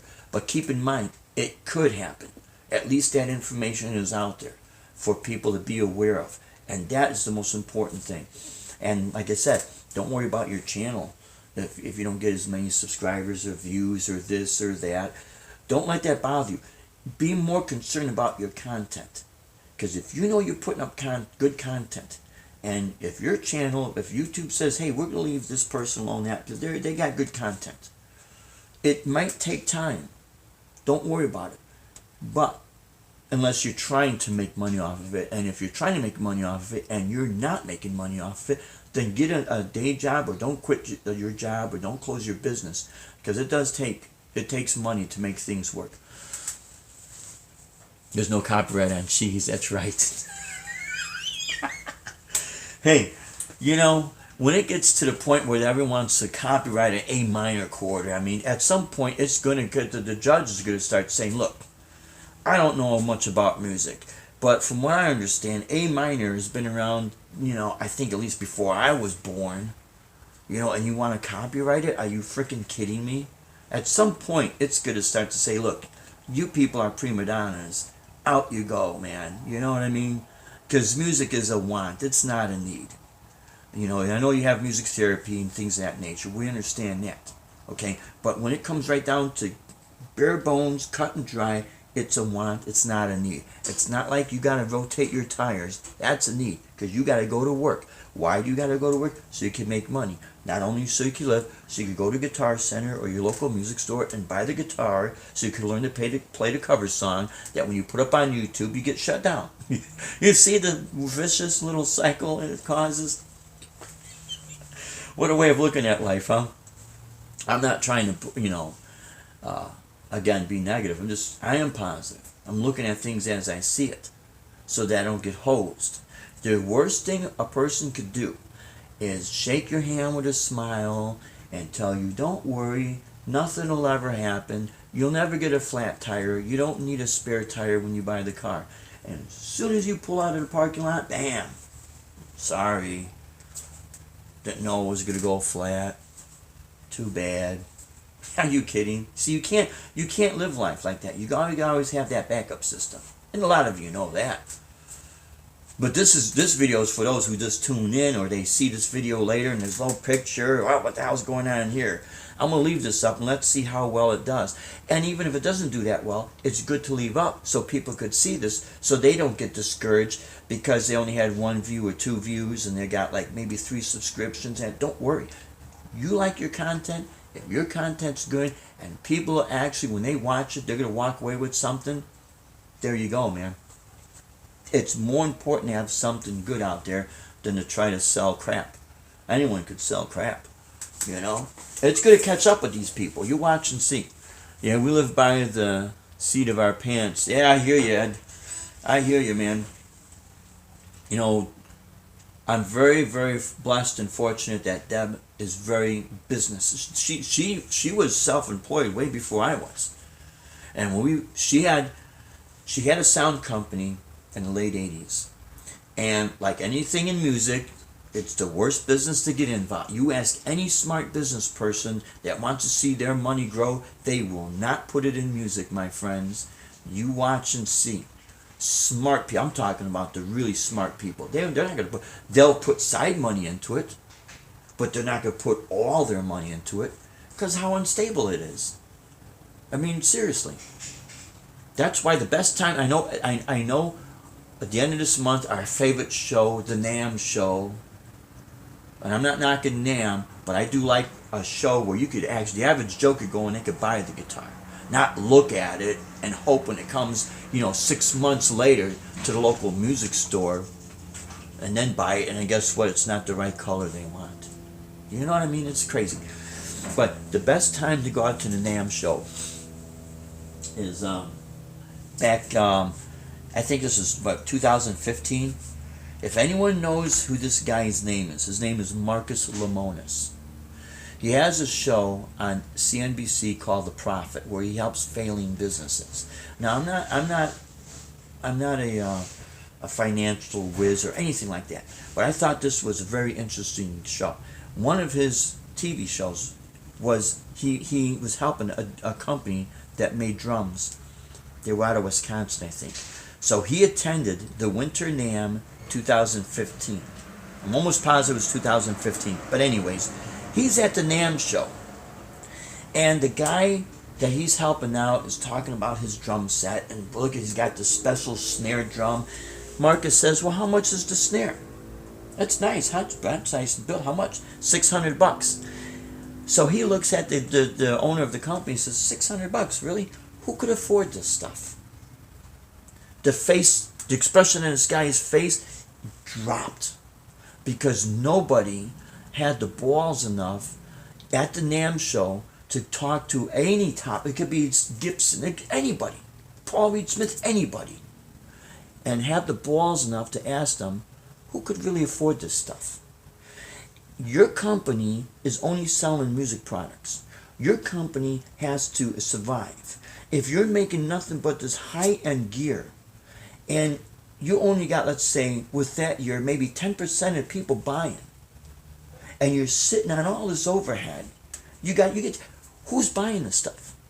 Who could afford it? Don't you think, wouldn't it be smart for you to come out with a second product that's a little bit easier for you to sell? Otherwise, Everyone's got bills to pay. Every time you open up shop, that building sits. You got if you own the building outright, you still got property taxes to pay. See, people don't talk about this. They don't think about this. But what happens is that's the reality. And nobody talks about this except when I saw that. And Deb and I, we looked at each other. We says, you know what? This would have been the best time to go to NAMM, because you know that guy, Marcus Lemonis, was walking around the entire NAMM show, probably, and people recognized him. And hey, Marcus, hey, blah, blah, blah. Could you kind of help? I got this problem. Everyone's got problems. But they paint the pretty picture. But get behind the scenes and watch and see how much of a headache they have, because the product's not moving like it once was. So now they're going to sit on it. I don't know. It's just interesting. I just think it's interesting. That's all. I don't wish any bad on these people, but, really take a good look. So with that being said, I'm going to leave this live chat up, and we'll see what happens, and who knows, I get contacted. You bashed me. I'm not bashing anybody. I'm looking at facts as I see them. Sorry, that is what it is. You know what I mean? Yeah, you know what? I guess what has happened with me, guys, the wow factor from playing, that doesn't go away. I love playing. I appreciate you. Thank you, Electric Gypsy. And I'm not a know-it-all. I only see things as I see it. And as I know it, and as the things that I've experienced. And I'm not going to be afraid to say the things I need to say, because if it could help somebody down the road not lose their home, not be put out in the street by a fantasy that these people, they only tell you one side. They don't tell you, but there is a what if that could happen. You have to be prepared for it. And if you are a certain age in life, you know damn well it could be hard for you if you walk away from your job because you think you're going to be a star, and then you find out, hey, it's not you failed music failed you. The industry actually failed you. And because, maybe not intentionally, but because the reality is they don't have the money that they once had. They're living on credit. They're borrowing money. And they're borrowing from Peter to pay Paul, and then back and forth. The vicious cycle never ends. But nothing's ever paid for. You know when things are paid for is when you're not buying anything anymore. Then you got things paid for. You didn't max out that Guitar Center card or the Sam Ash card. 1 year, 18% free interest or whatever the hell it is for 18 months, 19 months, 36 months. At some point, all it takes is you to miss one payment and boom, you get hit. So there's a reason why they do that. They got to get rid of all that crap sitting in that store because they get taxed on it. It's just like, okay, now what do we do? Got to get rid of it, right? So all this is information that I've learned, and that I'm like, you know what? We started another a hobby of collecting. We're not collecting guitars. We're not collecting. We go to RV shows because that's an interest. Because we were on the road, might as well get an RV and live with it, right? Much cheaper than hotels. Much more comfortable than sleeping in your car at the truck stop. We've done plenty of those, my friends. Plenty of those. But our new hobby is collecting money. How do you collect money? You don't spend it. If you don't have to. And I'm not saying contribute to not supporting companies or not supporting things, but if you don't need to buy stuff, don't. Because if you have your best interest is always going to be you and your family. Just like those companies, their best interest is them. It's like it's like quitting your job to be a professional gambler because someone told you they saw an ad on a billboard that everybody wins at this casino. Yeah, and they're right. Everyone does win at the casino. Everyone that works at the casino, that's affiliated with the casino, they're the ones who win and not you. Is if you won, that casino would be gone within a month. Broke, closed, out of business. A lot of it's common sense. And some of these people, maybe they don't like when I say that because they say I'm not being negative. It's a fact. It's a fact. Okay, one more thing before I bump off here.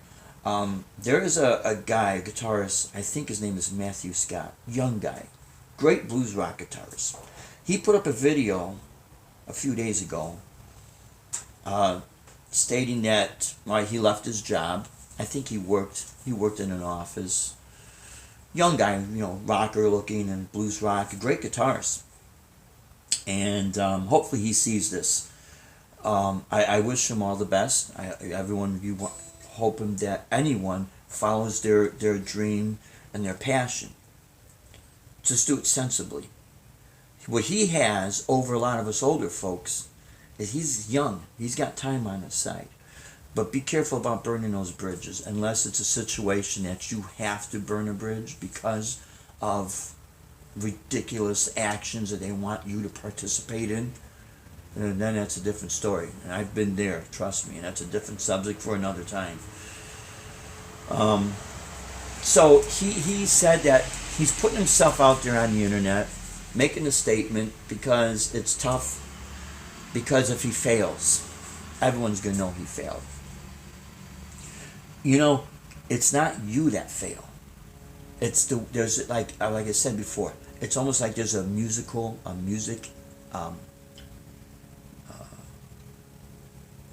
recession, a music recession. He was a bank teller. Okay. Yeah, Gypsy, Electric Gypsy Blues. You might know exactly who I'm talking about. And okay, so he's going to pursue this.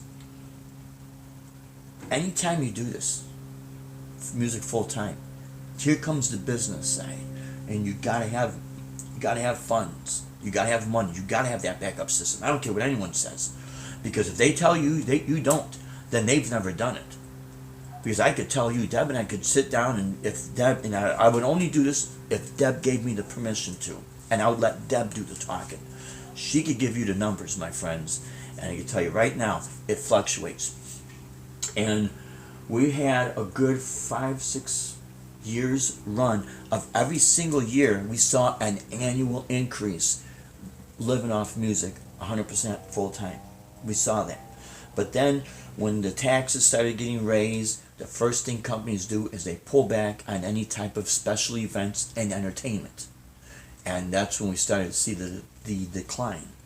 So that's why we made sure we kept our CDL license. And Deb, she works in management because she's being a business owner and being self-employed for 25 years. After she had the sound company, she had a custom oak stair company.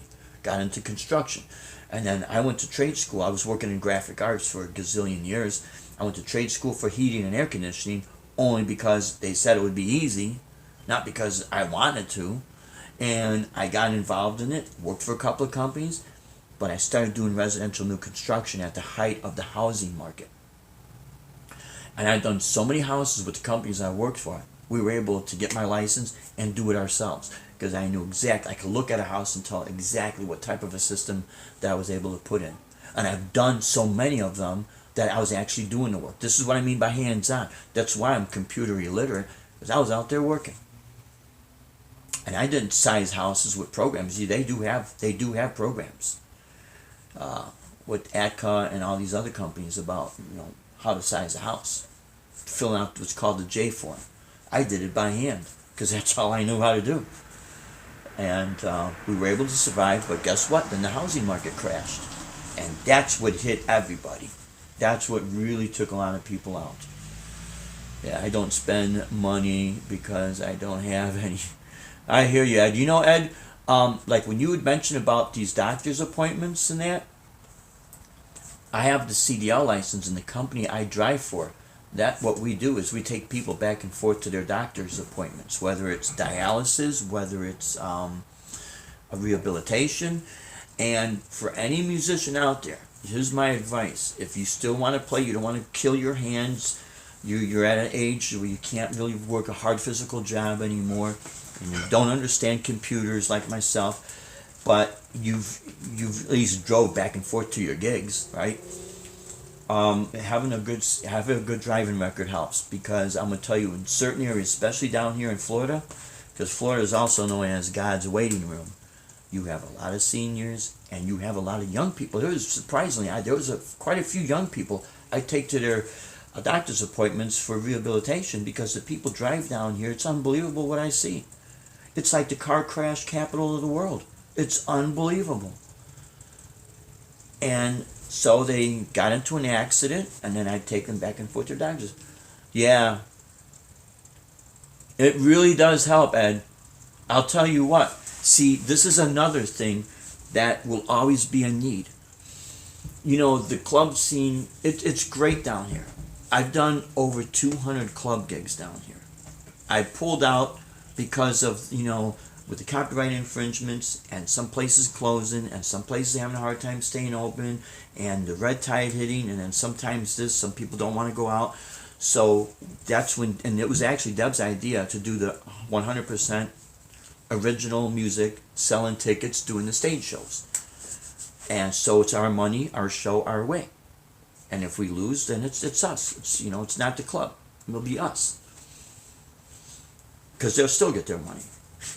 But my point is, the things that are the needs in life will always be. Because see, these people that we drive, it's not a tour bus. I also was going to drive a tour bus. But tour buses only really work 100% when you have tourism. Down here in Florida, what I found out, in the summertime, it gets so freaking hot, people don't want to come down here.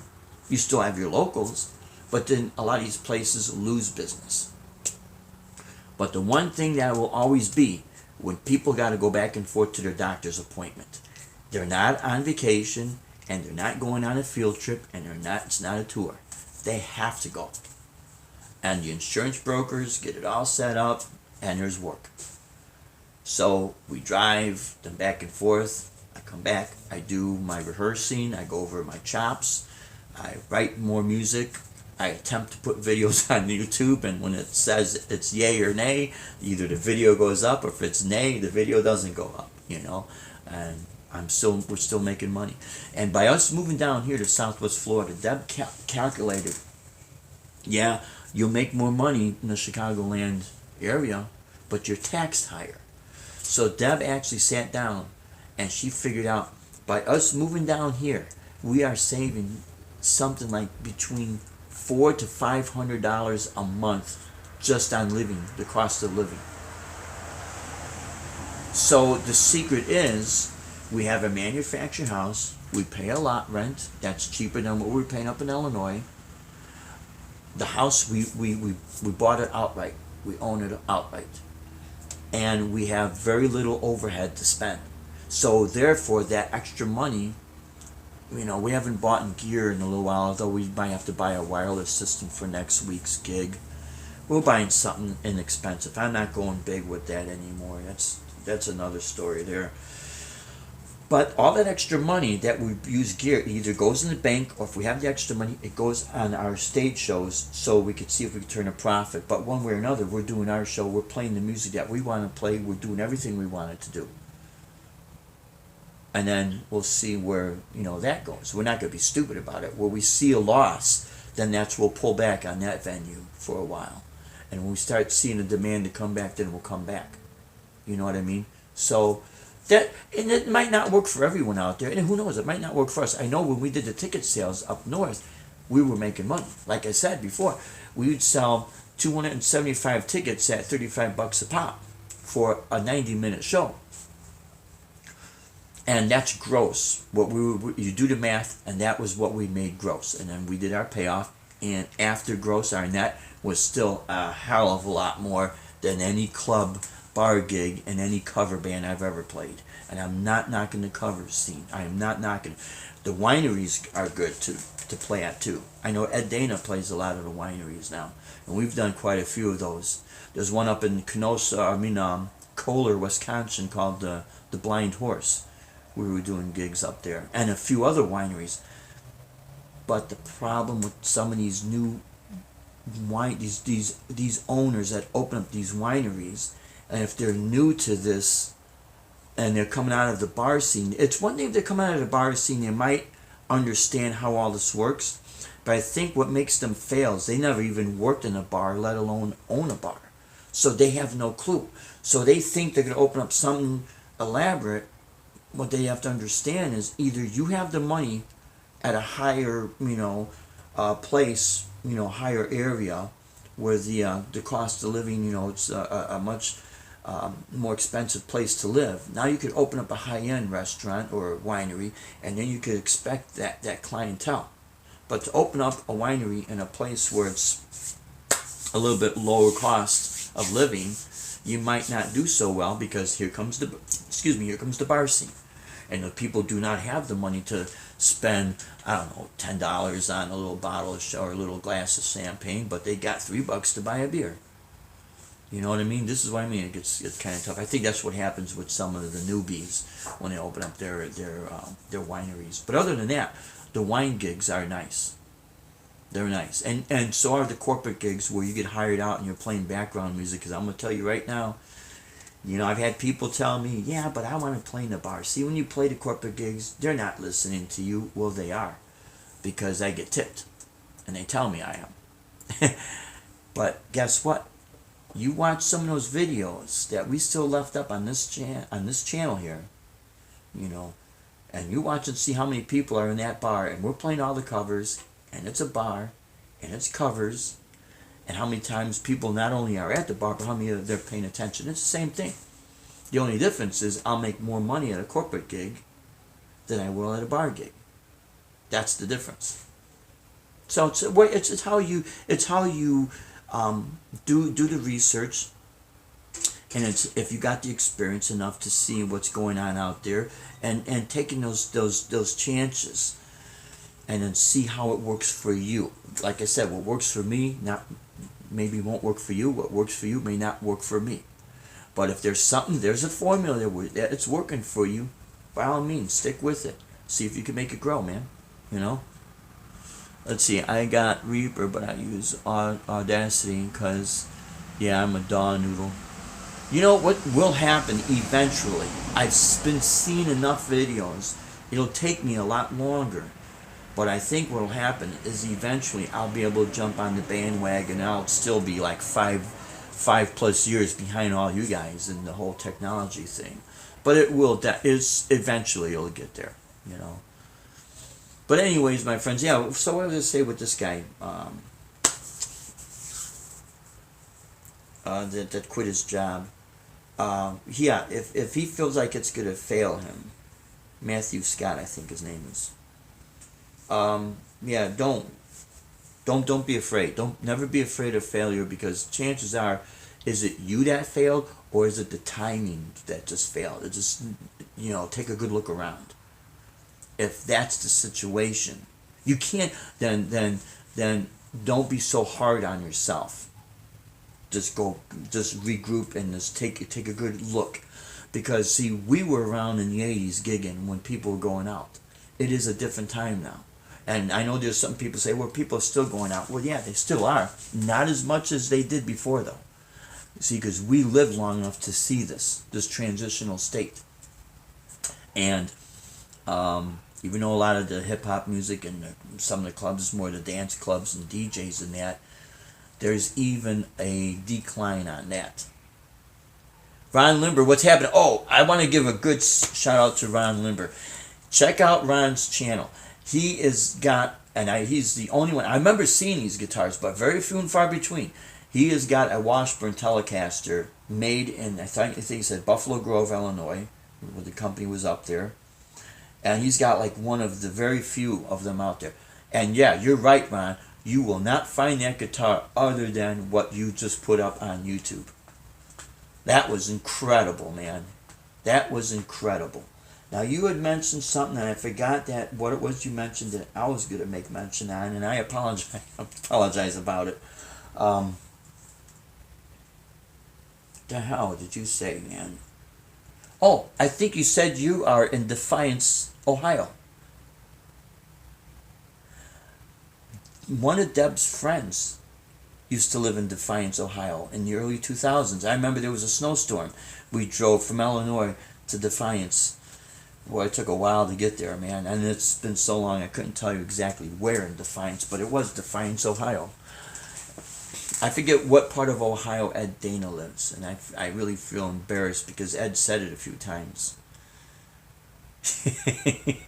In D-Town, yeah.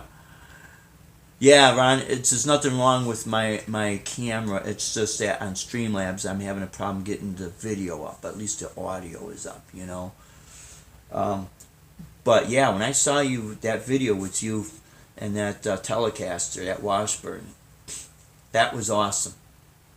I totally forgot about that. And I had a Washburn Strat style. It was like kind of like a aquamarine green bluish type with its own locking system. And it had that same type of a pointy headstock. And if anybody is familiar, or if they want to do the research on great blues guitars, long since passed away, Sun Seals Blues Band. If you look at the very first album, I'm pretty sure there's a picture of him with that Washburn guitar, and it was real similar to the one that I had. But it was a Strat style. It wasn't the Tele. So when I saw that, I'm like, oh man, that was awesome. That was totally awesome to see. So anyways, my friends, I'm going to have to cut this off, man. I really appreciate everyone that tuned in. I hope you guys have a very prosperous new year. And remember, anyone who watches this channel and sees this live stream, do not get discouraged on your channel. If you know you got good content, stay the course. Because when the smoke settles and the dust settles and everything else settles, you got good content, chances are your channel will definitely grow, because there's going to come a time when people are going to be, hard pressed looking for good content. And that's where people are going to come shining through. Yeah, they are. Those Washburn Strats are great, man. They were great guitars. Anyways, my friends, thank you so much for tuning in. I will see what's going on. Hopefully next time I go live will be video. But even if it's just audio, I'll make sure it's something worthwhile, worth you guys checking out. So you guys stay true. Thank you for tuning in. You stay true. You stay safe. Rock on. And God bless you, my friends. We'll see you on the next chat. Take care and God bless. So long.